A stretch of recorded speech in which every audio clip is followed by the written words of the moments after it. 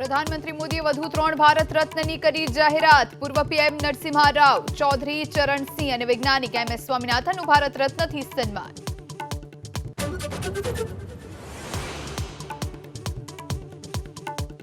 રાજ્યસભાની 4 બેઠક માટે ભાજપ 14 ફેબ્રુઆરીએ જાહેર કરશે ઉમેદવાર। નો રિપીટ થિયરી લાગુ કરી શકે છે। 4 માંથી 1 મહિલા ઉમેદવારની પસંદગી થઈ શકે।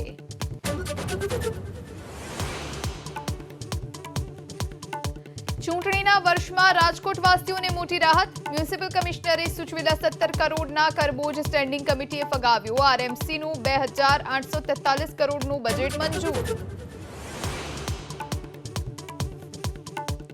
આણંદની જનરલ હોસ્પિટલમાં ઉંદરનો આતંક। પુરુષ વોર્ડમાં ઉંદરે દર્દીનો પગ કોતરી ખાધો હોવાનો આરોપ। ઉંદરથી બચવાના ઉપાયો કરવામાં આવ્યા।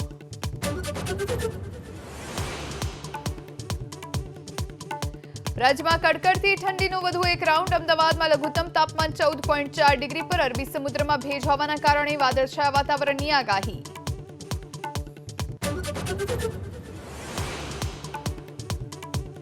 બનાસકાંઠામાં સરહદી વિસ્તારમાં નર્મદાની કેનાલ તૂટવાનો સિલસિલો યથાવત। ભાભરના સનેસડા પાસેની કેનાલ ઓવરફ્લો થતા પડ્યું ગાબડું। ખેતરોમાં ફરી વળ્યા કેનાલના પાણી।